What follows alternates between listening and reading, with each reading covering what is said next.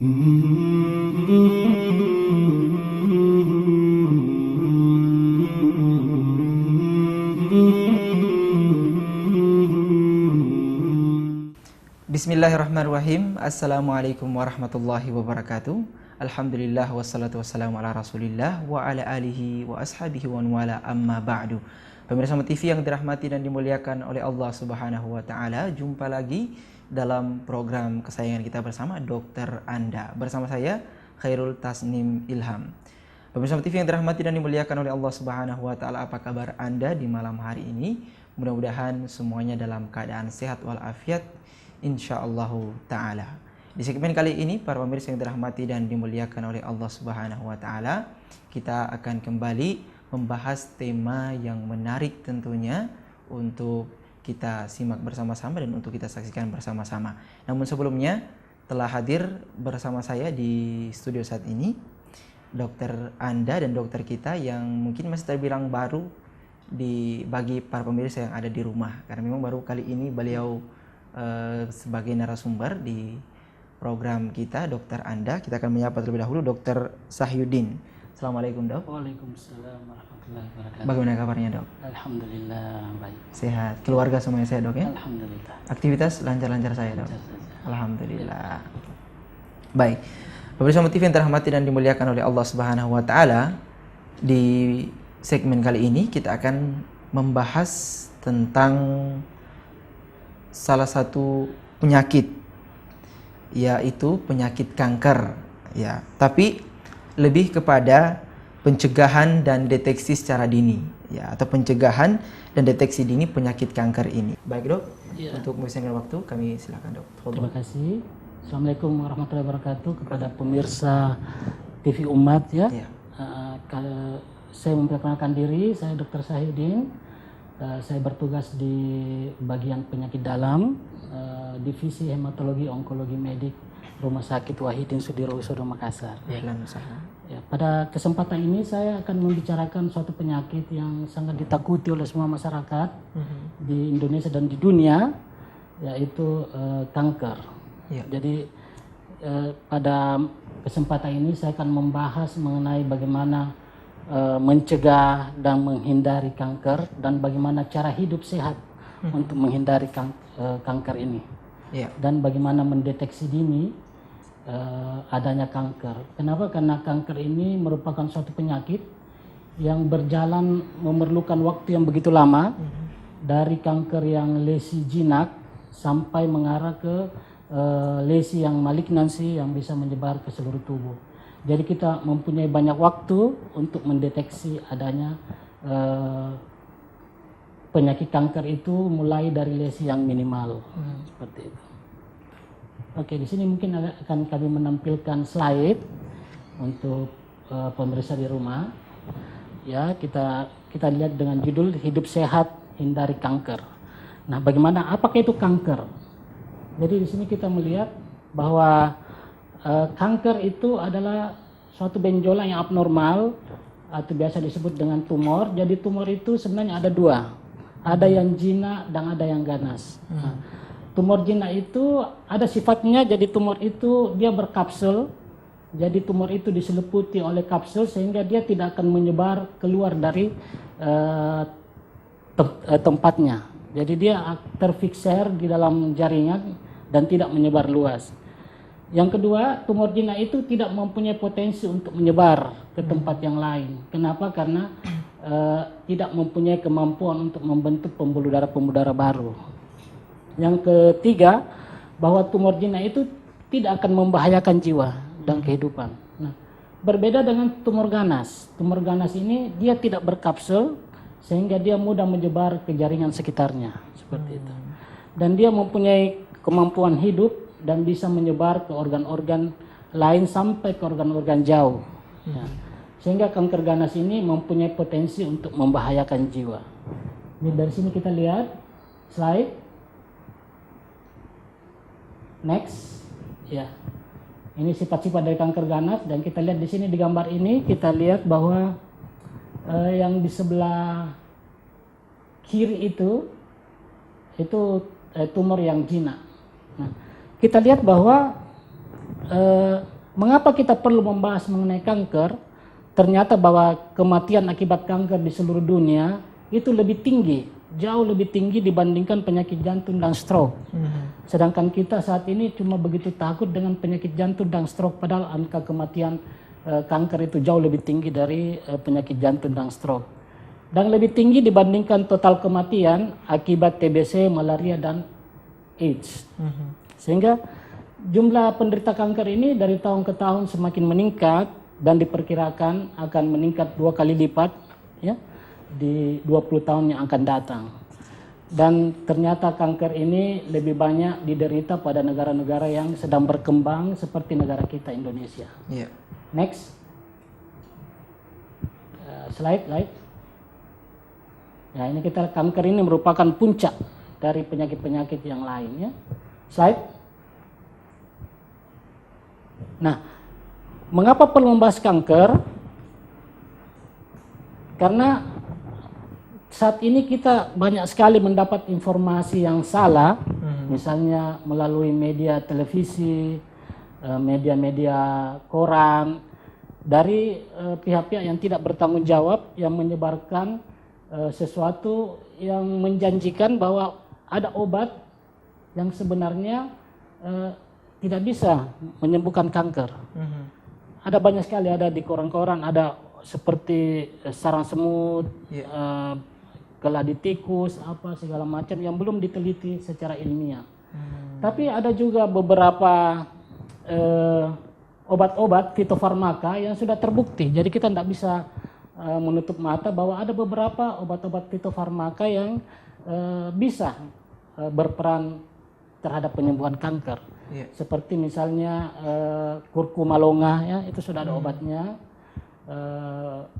Beberapa obat-obat fitofarmaka yang lain yang sudah diteliti. Dan juga kita lihat di sini ada beberapa metode pengobatan yang diperkenalkan ke masyarakat seperti the Queen of Cancer yang katanya bisa mengobati beberapa penyakit kanker tanpa operasi. Nah, hal inilah yang membuat masyarakat itu terlambat datang ke pelayanan kesehatan, sehingga hampir 90% kanker yang kita rawat di Rumah Sakit Wahidin Sudirohusodo itu sudah berada pada tahap-tahap yang lanjut, sudah bermetastasis kemana-mana, jadi harapan hidupnya juga semakin kecil. Seperti itu. Yang kedua, kurangnya kesadaran masyarakat dan keterlambatan memperoleh pengobatan medik. Dua hal ini yang menyebabkan masyarakat kita masuk ke fasilitas kesehatan sudah dengan tahap yang lanjut yang memerlukan pengobatan yang lebih spesialistik dan harapan hidupnya yang lebih rendah. Ya. Slide berikutnya. Nah, kita lihat di sini mengapa kanker itu perlu kita sebarluaskan informasi ke masyarakat. Ternyata karena kanker itu merupakan pembunuh utama, lebih besar dari kombinasi kematian antara AIDS, malaria, dan TB, dan merupakan penyebab kematian yang terbesar sampai saat ini. Makasih. Jadi kita lihat di sini bahwa kanker itu merupakan suatu penyakit yang dapat dicegah, di mana ada 3 faktor yang berperan untuk terjadinya kanker. Yang pertama itu adalah zat-zat karsinogenik, itu yang sangat berperan. Zat-zat karsinogenik itu diantaranya yang paling banyak itu disebabkan karena asap rokok. Sehingga dengan kita menghindari merokok, maka kita bisa mencegah terjadinya kanker.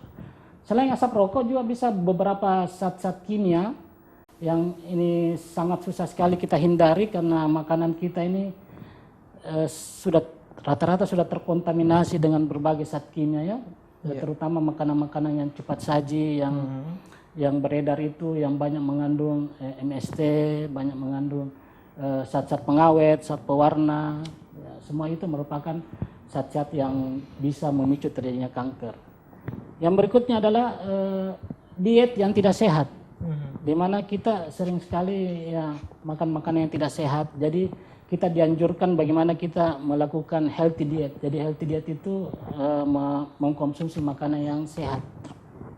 Biasanya kita banyak memakan sayur-sayuran hijau, buah-buahan yang segar, ikan yang segar ya. Dan yang berikutnya yang ketiga adalah infeksi. Jadi bagaimana kita mencegah terjadinya infeksi, karena setelah diketahui bahwa beberapa penyakit atau beberapa kanker itu disebabkan oleh infeksi. Misalnya kanker mulut rahim disebabkan oleh virus human papillomavirus. Nah, virus ini bisa dicegah ya, bisa dengan cara vaksinasi. Ada beberapa juga virus yang lain seperti Epstein-Barr virus, itu bisa menyebabkan kanker leher ya, dan nasofaringe. Jadi ada beberapa penyakit itu yang sebenarnya bisa dicegah dengan menghindari rokok, mengkonsumsi makanan yang sehat, dan mencegah terjadinya infeksi. Nah, di samping itu ada faktor genetik. Jadi beberapa individu yang mempunyai kerentanan secara genetik, misalnya dia mempunyai ibu atau bapak atau turunan pertama dan kedua yang menderita kanker, maka dia mempunyai potensi 2 kali lipat lebih besar untuk dikenai kanker dibandingkan orang yang tidak ada faktor risiko keturunan. Ya, jadi ada faktor genetik dan faktor lingkungan yang berperan. Ya. Jadi di WHO ini menyatakan bahwa 43% kanker itu dapat dicegah. Jadi hampir 50% kanker itu sebenarnya bisa dicegah dengan pola hidup yang sehat. Ya. Dan 30% kanker dapat dikontrol dan ditangani secara dini. Jadi pentingnya deteksi dini, karena 30% kanker itu walaupun sudah terjadi bisa dicegah dengan deteksi dini. Jadi pentingnya deteksi dini ini. Nah, slide berikut. Bagaimana kita mencegah kanker? Yang pertama, faktor-faktor yang meningkatkan kemungkinan terkena kanker atau faktor-faktor risiko itu harus dihindari. Tapi ada beberapa faktor yang susah sekali kita hindari, seperti faktor usia. Jadi seiring bertambahnya usia, maka risiko untuk terkena kanker lebih tinggi.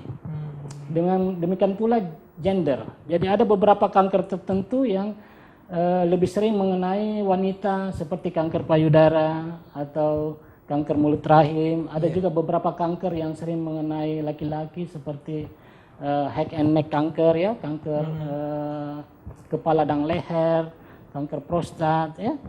Jadi ada beberapa faktor resiko jenis kelamin. Kemudian yang ketiga, faktor genetik yang saya sebutkan tadi. Nah, ini sangat susah sekali karena kita yang mendapat mendapatkan warisan yang tidak diinginkan kali ya. Jadi kita mendapat warisan secara genetik dari orang tua kita atau dari nenek-nenek kita yang menderita kanker. Nah, yang berikutnya adalah kontak dengan bahan-bahan kimia tertentu. Nah, inilah yang bisa kita hindari.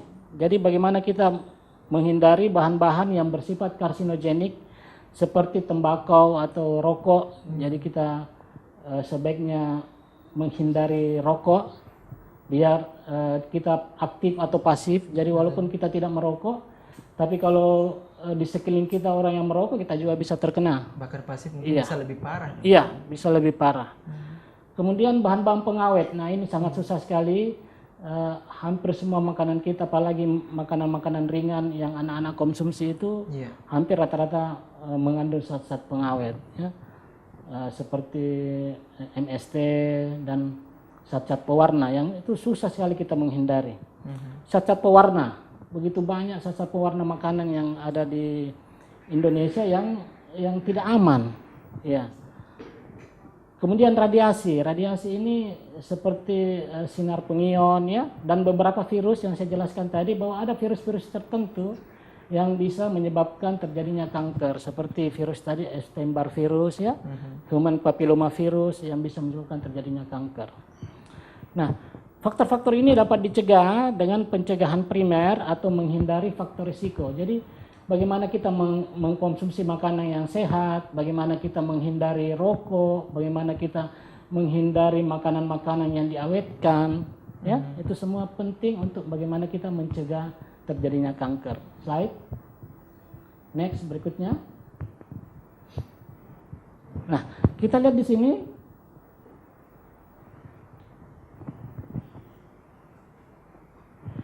kita lihat di slide berikutnya lagi. Slide berikutnya. Slide. Nah, jadi ini bagaimana kita menghindari adalah bagaimana kita melakukan pola hidup sehat. Yang pertama itu apa yang maksud pola hidup sehat menurut WHO? Yang pertama hindari merokok. Jadi penting sekali kita di mana-mana melakukan hindari merokok. Kenapa? Karena sudah terbukti bahwa rokok itu hampir menyebabkan semua kanker, mulai dari kanker kepala sampai di ujung kaki.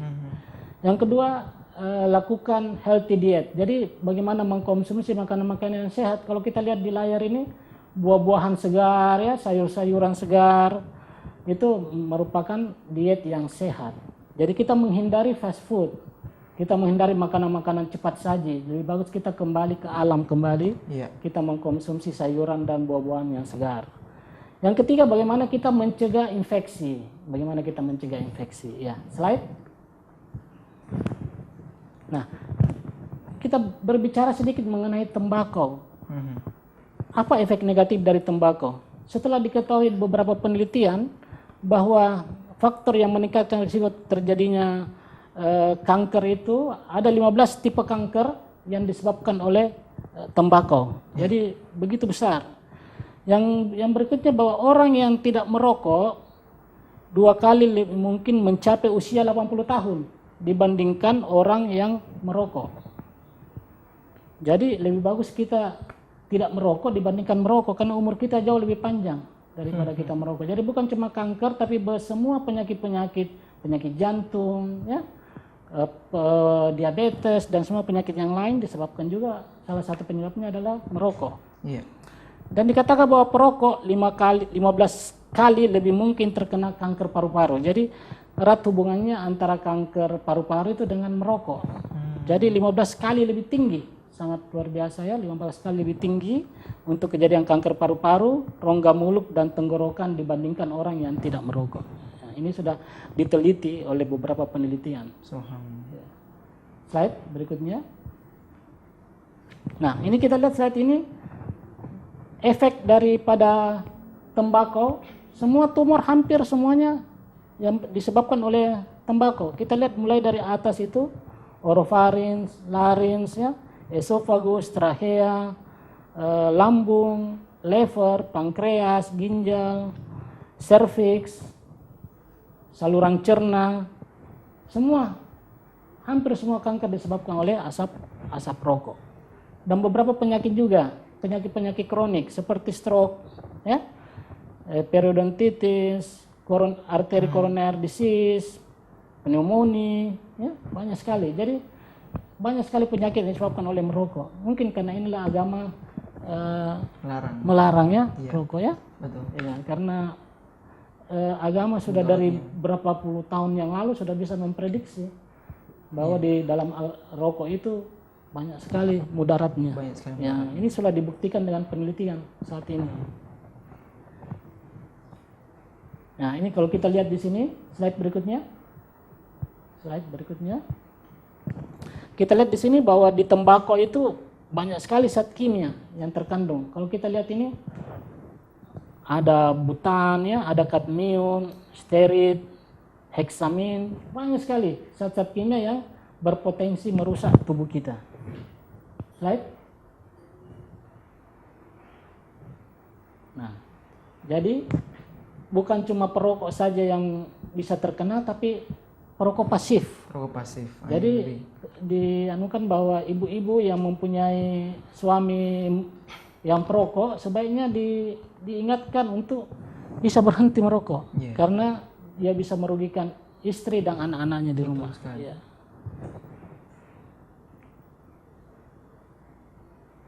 Nah, yang berikutnya adalah olahraga dan pola makan. Jadi olahraga juga penting. Perubahan gaya hidup. Jadi kita lihat di sini bahwa dengan kita mengkonsumsi makanan yang tinggi serat, ya, seperti sayuran segar, buah-buahan, itu bisa mencegah kanker saluran cerna dan payudara. Jadi beberapa kanker itu bisa dicegah. Misalnya kanker saluran cerna dan payudara dengan kita diet tinggi serat dengan buah-buahan dan sayuran itu bisa dicegah.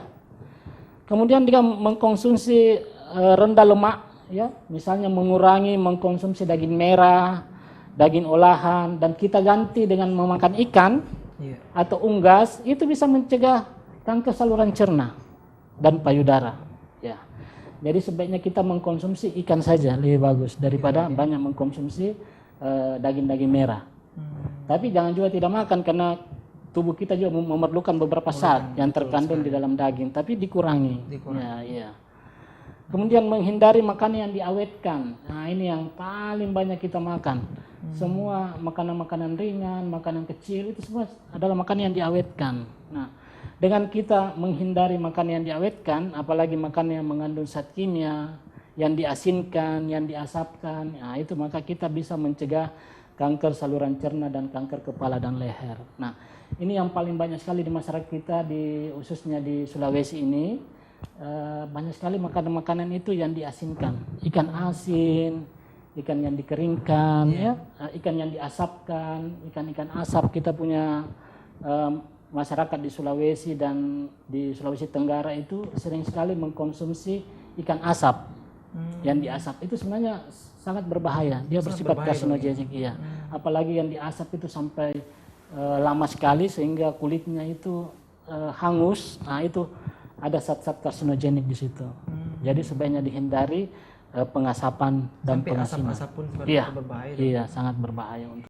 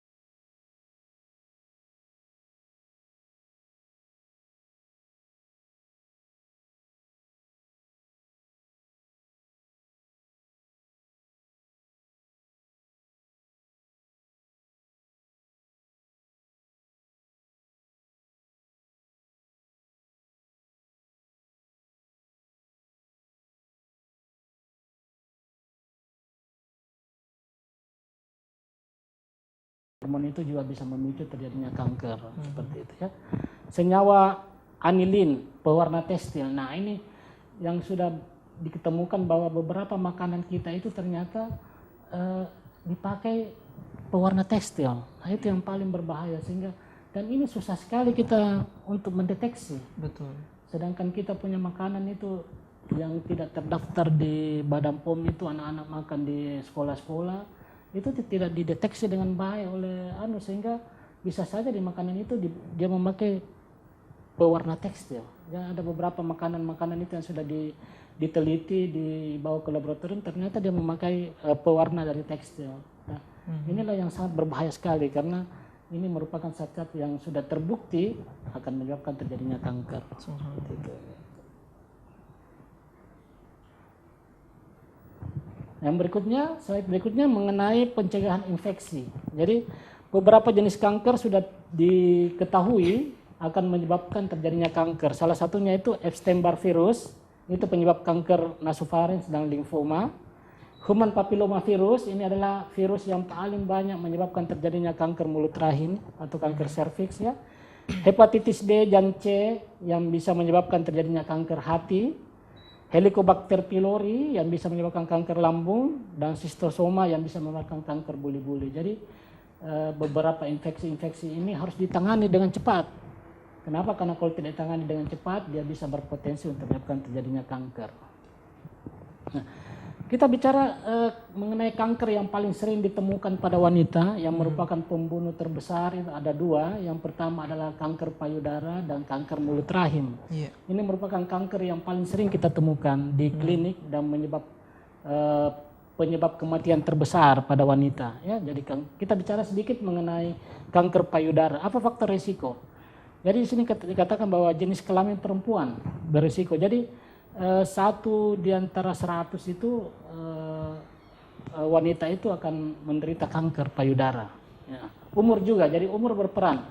Jadi kita perlu hati-hati apabila kita sudah menginjak umur 35 tahun ke atas. Itu angka resiko untuk kanker payudara sudah semakin tinggi. Jadi seiring meningkatnya usia, maka resiko kanker payudara juga akan semakin besar. Ya. Yang berikutnya adalah keluarga dekat menderita kanker payudara. Jadi apabila kita ada ibu atau tante yang menderita kanker payudara, maka kita harus sering mendeteksi dini. Kenapa? Karena kita mempunyai risiko untuk terjadinya kanker 2 kali lipat dibandingkan orang yang tidak ada faktor genetik.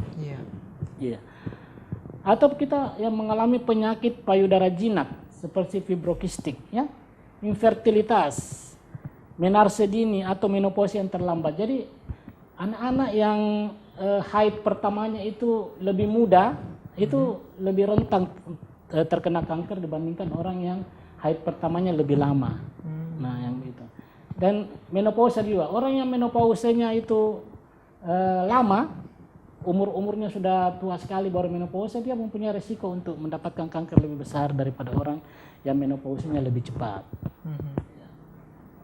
Oke, mungkin kita jeda dulu. Iya. Baik, menarik sekali pembahasan kita di kesempatan kali ini, dan masih ada kelengkapan ya dari pembahasan kita tentang kanker ini.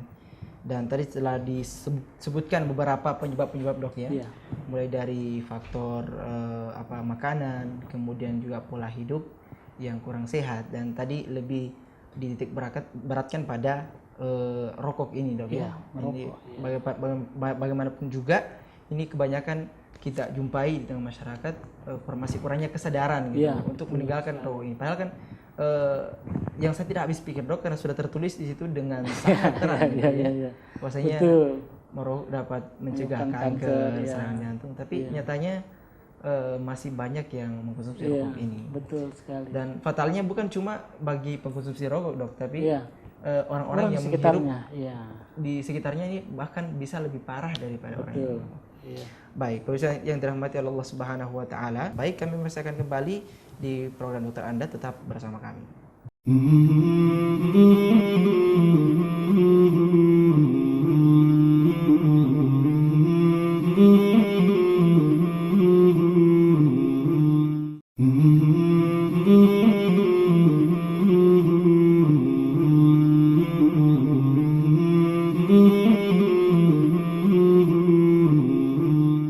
Baik, ahlan wa sahlan wa marhaban min jadid, dan terima kasih dan jazakumullahu khairan untuk Anda yang masih bersama kami dalam program dokter Anda di malam hari ini, di mana kita mengangkat tema tentang pencegahan dan deteksi dini dari penyakit kanker.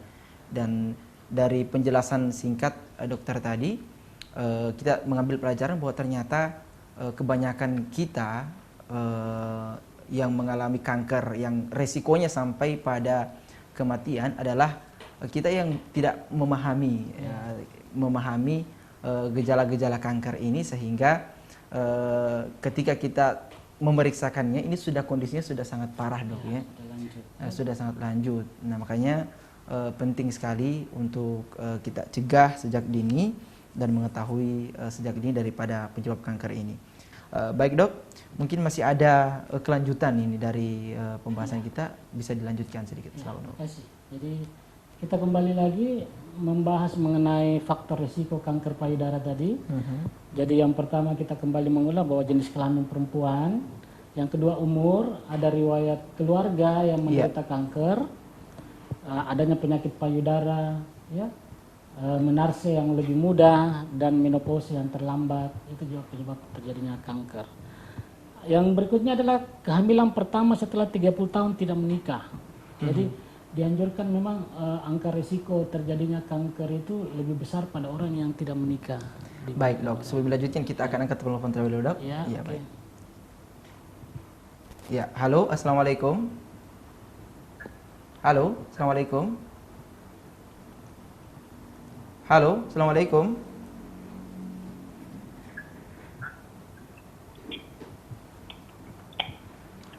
Assalamualaikum. Waalaikumsalam. Baik, dengan ibu siapa, di mana ibu? Dari Bu Murni di Cilacap. Baik, silakan ibu dengan pertanyaannya. Dengan Ibu Murni di Cilacap. Iya, silakan Ibu Murni.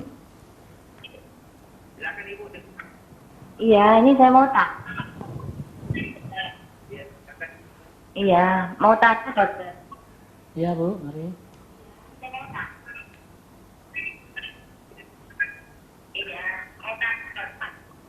Ini kan kalau saya kan ini akhir-akhir ini sering minum antibiotik.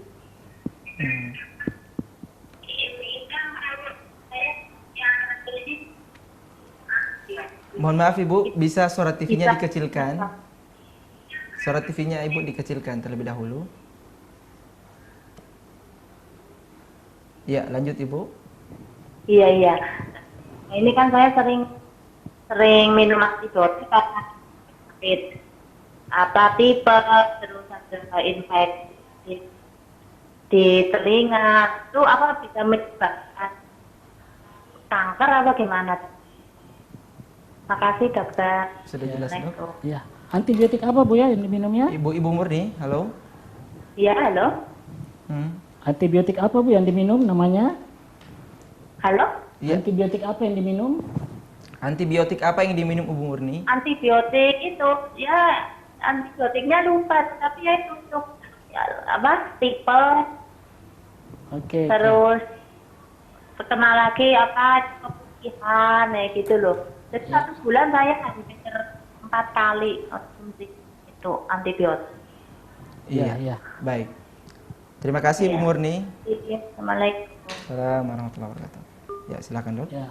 Oke, Ibu Murni ya di Cilacap. Jadi Ibu bertanya apakah berbahaya kalau sering meminum antibiotik ya.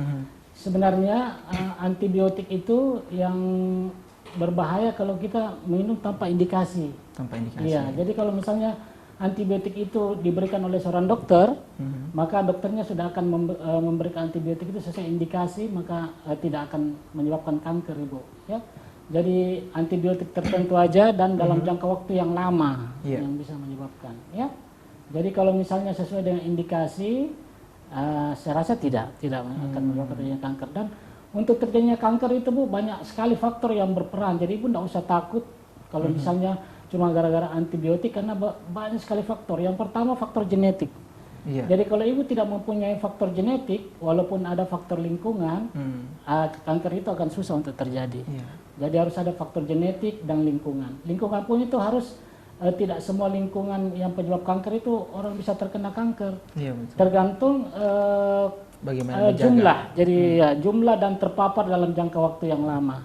Jadi kalau kita memakai antibiotik, dosisnya itu sudah sesuai dengan takaran, Bu, bukan dosis yang berlebihan yang bisa menyebabkan kanker. Dan itu dilakukan dengan terkontrol. Jadi tidak dalam jangka waktu yang lama. Yang berikutnya ada faktor juga yang sangat berperan untuk terjadinya kanker, yaitu sistem imun. Jadi walaupun orang itu terkontaminasi dengan zat-zat karsinogenik, selama sistem imun di dalam tubuhnya bagus, maka tidak akan terjadi kanker. Kenapa? Karena sistem imun itu bersifat sebagai tentara dalam tubuh. Jadi begitu ada sel yang abnormal, maka pertahanan tubuh kita akan mendeteksi sel tersebut dan akan melakukan fagositosis, akan mematikan sel itu secara alamiah. Jadi semua penyakit-penyakit yang menyebabkan sistem imun itu menurun itu berpotensi untuk terjadinya kanker. Jadi salah satu faktor yang bisa menyebabkan sistem imun menurun itu adalah stres. Jadi kita hidup jangan terlalu stres. Kita menikmati hidup ini. Makanya penderita kanker di rumah sakit itu selalu kita dekatkan dengan Tuhan. Ya. Kita selalu dekatkan dengan Tuhan.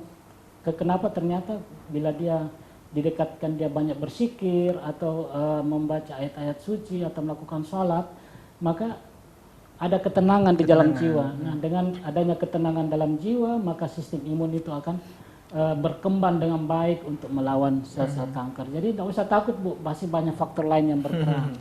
Selama antibiotik diberikan dengan dosis yang tepat dan indikasi yang tepat, tidak akan perlu ditakutkan. Mungkin begitu Ibu. Terima kasih Dok. Iya. Terima kasih. Dan terima kasih untuk Ibu Murdi Cilacap. Kita akan mengangkat telepon kedua Dok. Ya, halo, assalamualaikum. Halo.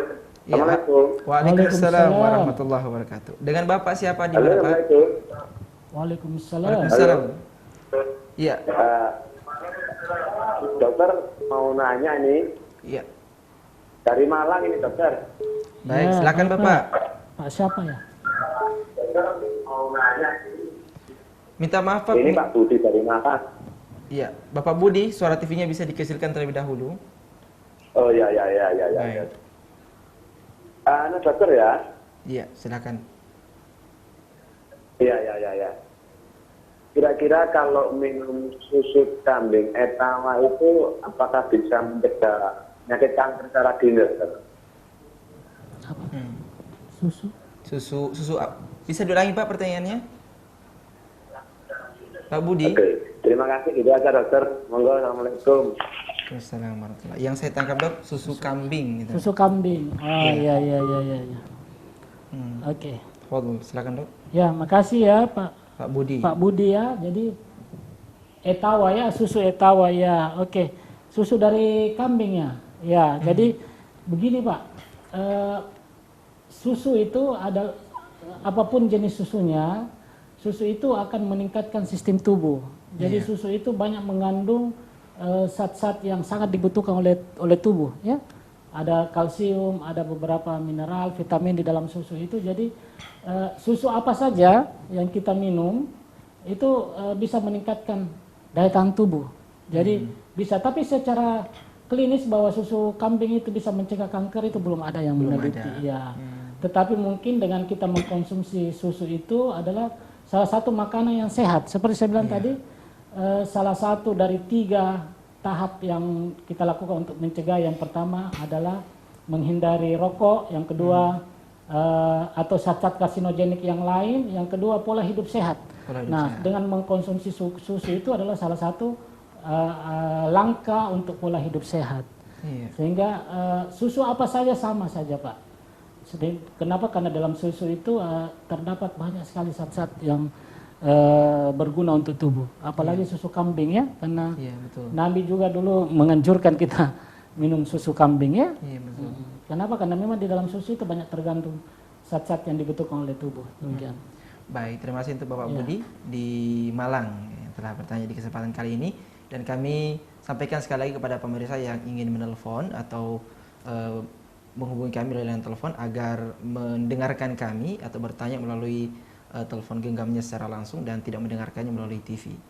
Baik, mungkin bisa dilanjutkan sedikit Dok tentang pembahasan tadi yang sempat terputus. Oke, jadi kita lanjutkan lagi mengenai faktor risiko terjadinya kanker payudara. Yang berikutnya itu bahwa kehamilan pertama setelah 30 tahun tidak menikah. Jadi kita dianjurkan oleh agama kita untuk menikah. Kenapa? Karena ternyata kalau kita tidak menikah, maka kita akan terkontak oleh hormon-hormon lebih tinggi. Iya. Dan tidak, orang-orang yang tidak menyusui, makanya ibu-ibu itu dianjurkan untuk menyusui bayinya. Jangan bayi begitu lahir disusukan dengan susu formula. Kenapa? Karena dengan si bayi menetek ke ibunya, ke payudara ibunya, maka itu akan membantu bisa ibunya. Iya, membantu ibunya, akan merangsang hormon-hormon yang baik yang bisa mencegah terjadinya kanker payudara. Jadi di agama kita juga sudah menganjurkan untuk bagaimana kita menyusui anak kita. Jadi cuma masalah di zaman sekarang ini dengan alasan kosmetik, ibu-ibu muda itu sangat tidak mau menyusui bayinya, padahal dengan menyusui bayi itu kita bisa terhindar juga dari kanker. Jadi faktor risiko kanker payudara itu tidak pernah menyusui bayinya. Tidak pernah menyusui bayinya. Yang berikutnya radiasi. Jadi kita menghindari berbagai radiasi ya. Misalnya kita tinggal di daerah-daerah tambang, sebaiknya kita apalagi bermukim itu jauh-jauh dari daerah-daerah tambang. Mengapa? Karena di situ ada zat kimia dan radiasi-radiasi yang mungkin kita kena ya.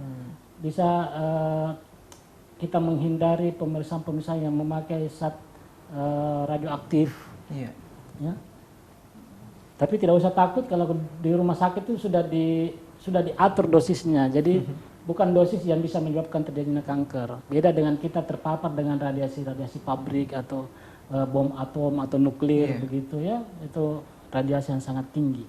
Yang berikutnya alkohol. Jadi sekali lagi alkohol. Jadi ibu-ibu apalagi ibu-ibu muda ya itu sebaiknya menghindari alkohol. Ya. Pola makan yang berlemak. Jadi kita harus menghindari makanan yang berlemak. Kita menghindari daging-daging merah dan dianjurkan mengkonsumsi daging yang berwarna putih.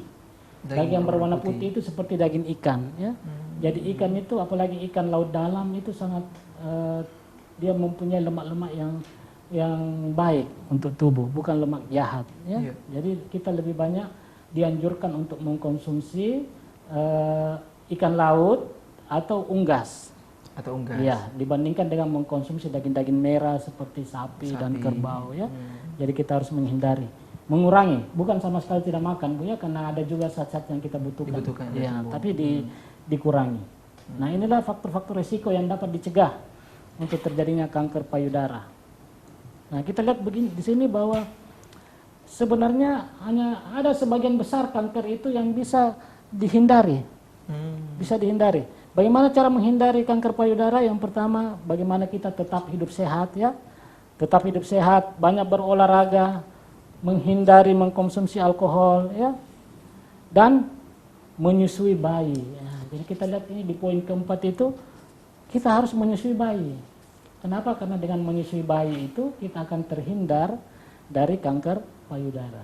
Jadi cuma sepertiga saja yang orang wanita-wanita itu akan terkena kanker payudara atau sebesar 38%. Ya, seperti itu. Baik, Dok. Berikutnya. Nah, sekarang kita berbicara mengenai kanker yang pembunuh nomor 2 pada wanita setelah kanker payudara, yaitu kanker leher rahim. Nah, ini juga kanker yang paling banyak kita temukan di rumah sakit dan angka kematiannya sangat tinggi. Ya, dia angka kematian sangat tinggi ya, bersama-sama dengan kanker payudara. Jadi 2 kanker tersering menyebabkan kematian pada wanita itu, yaitu kanker payudara dan kanker mulut rahim. Nah, kita lihat di sini bahwa faktor resiko terjadinya kanker mulut rahim itu adalah infeksi virus ya, human papillomavirus. Nah, human papillomavirus ini adalah suatu virus yang bisa menyelam di anogenital ya, di sekitar kelamin. Nah, infeksi ini sangat tinggi potensinya pada wanita-wanita yang sering berganti-ganti pasangan. Jadi melakukan seks bebas. Jadi makanya agama itu melarang kita melakukan seks bebas. Kenapa? Karena ada banyak penyakit yang bisa ditularkan melalui kanker. Ya, ditularkan melalui apalagi berhubungan dengan bukan istri yang sah, suami yang sah ya. Jadi human papillomavirus ini bisa ditularkan melalui hubungan seksual. Jadi sangat beresiko pada pasangan-pasangan yang mempunyai pasangan lagi yang berganti-ganti. Jadi walaupun ibunya sehat, tapi dia berhubungan dengan laki-laki yang mempunyai pasangan yang banyak, ibunya juga akan beresiko. Jadi kasihan ibu-ibu di rumah kalau bapak-bapaknya sering jajan di luar.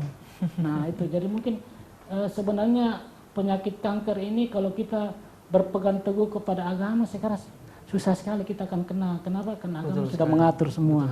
Mengatur semua. Ini jauh hari sebelum kita diteliti ini, Allah sudah menjelaskan, Nabi sudah menjelaskan bagaimana. Baik, Dok. Kita jeda dulu, Dok. Kita angkat telepon berikutnya. Oke. Ya. Halo, Assalamualaikum. Halo, Assalamualaikum. Halo, Assalamualaikum. Waalaikumsalam warahmatullahi wabarakatuh. Waalaikumsalam. Ya, dengan Bapak siapa di mana, Pak? Waalaikumsalam. Ya, dengan Bapak siapa di mana, Pak? Pak Durhaka di Sumatera. Hayakumullah Bapak Abdurrahman. Silakan Bapak. Pak Durhaka di Sumatera Selatan. Oh, ini mau nanya masalah ini hepatitis tadi, Dok. Tadi kan Bapak melihat, jadi Dok jelaskan lagi bagaimana cara penanggulangannya. Hepatitis. Bisa diperjelas pertanyaannya, Pak?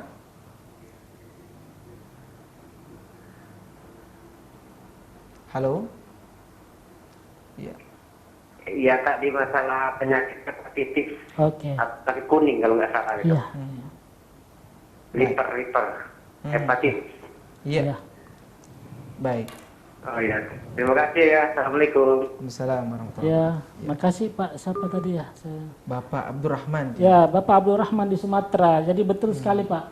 Salah satu penyebab terjadinya kanker hati yang paling besar itu adalah hepatitis B dan hepatitis C. Nah, hepatitis B dan hepatitis C ini adalah suatu penyakit virus yang penularannya itu tidak melalui makanan. Jadi biasanya dia tertular melalui cairan tubuh. Ya, jadi bisa ditularkan melalui hubungan seksual, ya.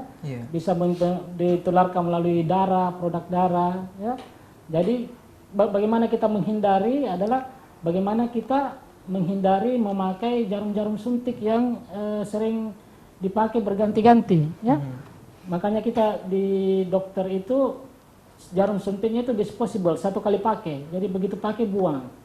Nah, ini yang paling sering ini kena adalah anak-anak kita yang sering mengkonsumsi narkoba.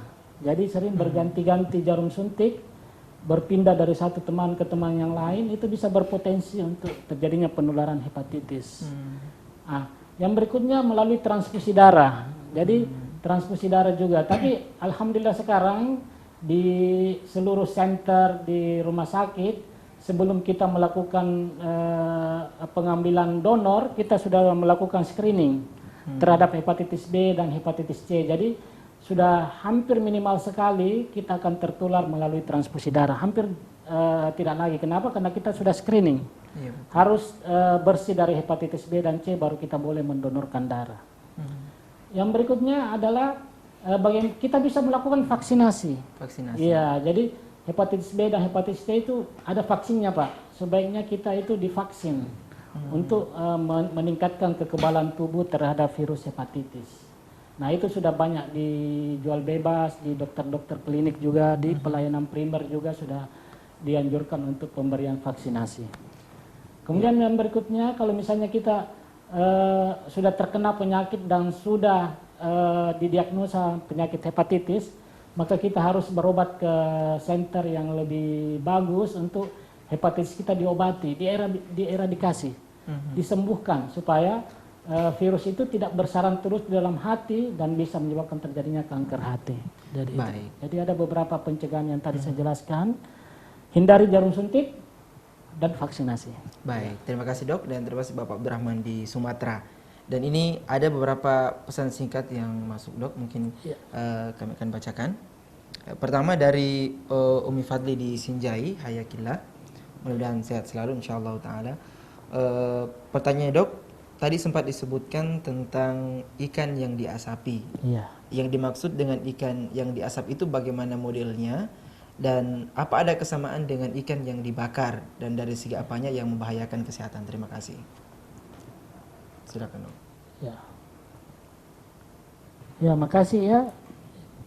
Fadli ya. Ummi Fadli ya di Sinjai. Jadi ikan asap itu adalah produk olahan di mana ikan itu diasapkan dengan bara api di bawah dalam jangka waktu lama. Ini biasanya makanan khas di daerah-daerah kalau saya lihat. Jadi ikan asap ini adalah ikan yang diawetkan dengan asap, dan setelah diasapi itu maka ikan ini bisa bertahan lama. Bisa diolah, bisa dimasak, bisa dicampur bumbu-bumbu, tapi diasapi dulu. Biasanya dijual di pasar-pasar itu sudah dalam bentuk sudah diasap dan dijual di pasar-pasar dan siap olah. Saya lihat ini makanan ini paling sering ada di Sulawesi Tenggara, ya, paling banyak di Sulawesi Tenggara. Di Sulawesi Tenggara itu mungkin karena mereka berlayar jauh-jauh, makanya ikannya itu diawetkan dengan cara diasapkan, ya. Nah, apa bedanya dengan ikan bakar? Nah, makanya ikan bakar itu kalau mau bagus dia dilapisi dengan daun pisang ya, dialasi supaya arang-arangnya itu tidak menempel di ikan. Kenapa? Karena di sisa pembakaran itu ada mengandung nitrosamin. Nah, nitrosamin inilah zat yang menyebabkan terjadinya kanker, zat karsinogenik. Jadi kalau mau membakar ikan, Bu, jangan terlalu lama diasapin, ya. Kalau bisa dilapisi dengan daun pisang atau apa saja yang bisa mencegah asap itu menempel di tubuh ikan, seperti itu.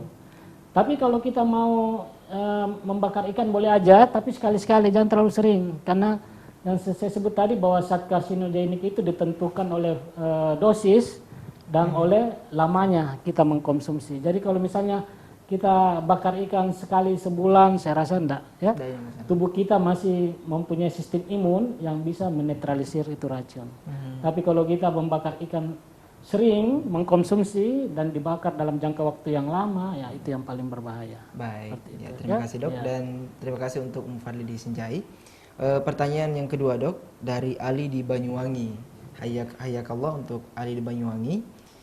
Pertanyaannya, Dok, apakah hormon dari pil KB bisa jadi pemicu kanker? Lalu yang bagus KB apa gitu?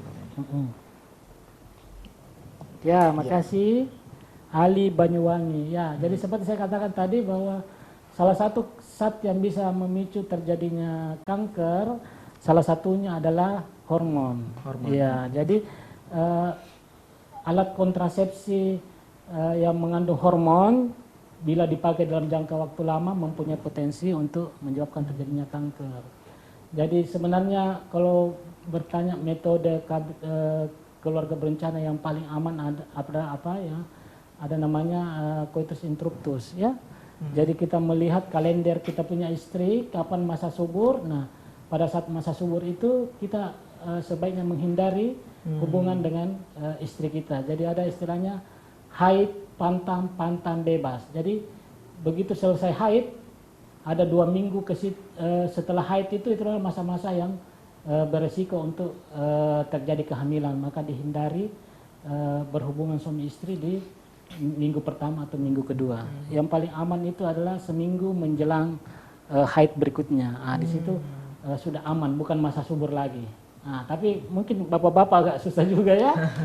Ada metode lain. Jadi bisa kita memakai spiral. Jadi spiral itu dia tidak mengandung hormon sehingga aman untuk kita, ya. Jadi bisa pakai itu atau pakai kondom. Kondom untuk laki-laki. Nah, itu aman. Tidak mengandung hormon, ya. Jadi yang aman bisa coitus interruptus, ya, pakai, atau bisa mencari waktu-waktu yang tidak subur, bisa memakai kondom atau memakai spiral, ya. Ada beberapa pilihan. Baik, terima kasih untuk Bapak Ali di Banyuwangi.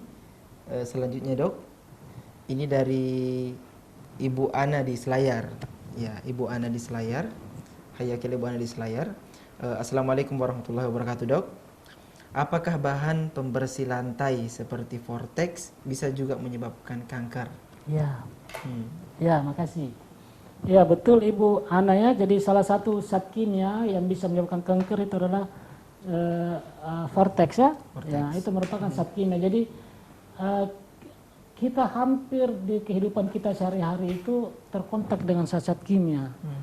Di dalam bahan-bahan pembersih itu banyak mengandung zat kimia juga. Jadi bagaimana kita menghindari, ya, usahakan kita apabila melakukan pembersihan itu kita memakai kaos tangan. Jadi kita memakai kaos tangan, kita memakai masker, baru kita membersihkan pakai Vertex itu. Jadi jangan kita tanpa pelindung diri kita melakukan membersihkan kita punya rumah. Jadi sebaiknya apabila kita akan kontak dengan zat kimia apapun, sebaiknya kita memakai pelindung diri, ya. Bisa berbentuk kaos tangan, masker, ya. Seperti itu kira-kira. Baik, ya terima kasih dok. Dan terima kasih untuk Ibu Ana di Selayar atas pertanyaannya. Ya, dan mungkin ini pertanyaan terakhir dok. Dari pesan singkat. Dari mana ini? Dari Tiar di Toli-Toli. Ya, hayakallah Tiar di Toli-Toli. Assalamualaikum warahmatullahi wabarakatuh dok. Pertanyaannya, bagaimana tanda-tanda kanker lambung dan bagaimana cara pencegahannya? Terima kasih. Silakan dok. Ya, makasih. Jadi tanda-tanda kanker lambung itu yang pertama sering merasa mual, kembung, rasa tidak enak, ya. Terus kalau dia tumornya sudah membesar akan teraba masa tumor, ya. Terjadi gangguan pola defekasi, ya. Biasa tiba-tiba dia berak ada darah atau dia muntah ada darah, ya. Ada gangguan menelan kalau dia sudah ke atas tumornya. Nah, untuk melakukan deteksi dini terhadap kanker-kanker saluran cerna, karena kita ketahui tadi bahwa salah satu faktor risiko terjadinya kanker saluran cerna adalah mengkonsumsi makanan-makanan yang dari daging, yang jadi daging-daging merah. Jadi kita menghindari makanan-makanan dari daging-daging yang berwarna merah. Kita utamakan mengkonsumsi makanan yang kaya akan serat, ya, seperti tadi dijelaskan, ya. Banyak mengkonsumsi buah-buahan, sayur-sayuran segar. Diutamakan mengkonsumsi ikan. Jadi kita menghindari makanan-makanan yang kaya lemak. Yang kedua tadi kita menghindari zat-zat karsinogenik, ya. Karena semua zat-zat kimia dalam makanan apabila kita konsumsi dia berisiko untuk terjadinya kanker di saluran cerna. Kenapa? Karena saluran cerna lah yang paling pertama kontak dengan makanan yang kita makan. Jadi sebaiknya makanan-makanan yang fast food, yang cepat saji itu dihindari. Apalagi makanan-makanan ringan yang biasanya anak-anak kita itu hampir semua makanan-makanan ringan itu sudah terbukti tidak sehat, ya. Sudah beberapa Badan POM itu sudah meneliti beberapa makanan-makanan ringan itu banyak sekali mengandung zat-zat pengawet. Iya. Itu. Jadi baik. Itu. Ya, terima kasih dok, dan terima kasih untuk Bapak Tiar di Toli-Toli. Dan ini sekaligus menjadi pertanyaan penutup dok atas terhadap tema yang kita angkat di malam hari tentang pencegahan dan deteksi dini penyakit kanker. Ya, dan mungkin sebagai kesimpulan dok atau penutup dari penjelasan dokter di malam hari ini. Ya. Jadi sebagai kesimpulan bahwa ada beberapa paradigma di masyarakat itu yang harus kita luruskan. Yang pertama bahwa kanker itu bukan suatu kutukan. Jadi kalau ada orang yang menderita kanker di keluarga secepatnya dibawa ke dokter, jangan disimpan. Yang kedua, sebaiknya kalau menemukan ada keluarga yang menderita kanker, sebaiknya jangan dibawa dulu ke dukun atau ke alternatif. Kenapa? Karena kita kehilangan waktu. Yang saya katakan tadi bahwa kanker itu kita berkejar dengan waktu. Betul sekali. Kanker yang tahap dini itu, tahap awal atau stadium 1, itu membutuhkan waktu sekitar 5, 10, 15 tahun untuk menjadi kanker yang ganas. Nah, apabila kita berkeliling-keliling kemana ke alternatif yang tidak jelas, maka waktunya akan berjalan terus. Kanker itu akan berkembang menjadi stadium 2, stadium 3, dan stadium lanjut.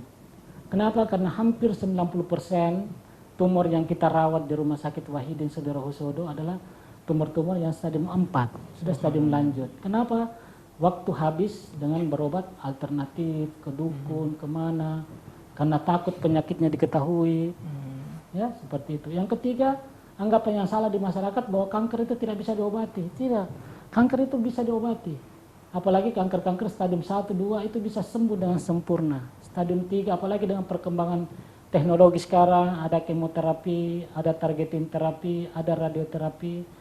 Semua kualitas hidup pasien-pasien yang kita rawat yang stadium-stadium awal, itu harapan hidupnya sangat tinggi, sangat baik sekali, Iya. bisa sembuh dengan baik. Jadi yang selanjutnya bahwa kanker itu pencegahan lebih penting daripada mengobati. Jadi bagaimana kita mencegah kanker itu dengan pola hidup yang sehat, yang 3 tadi, menghindari zat-zat karsinogenik, alkohol dan rokok. Iya. Yang berikutnya pola hidup sehat, ya, mengkonsumsi makanan yang sehat, melakukan olahraga, dan yang berikutnya menghindari infeksi. Iya. Nah, itu. Jadi lebih bagus mencegah daripada Mengobati. Ya, saya kira itu. Baik, ya.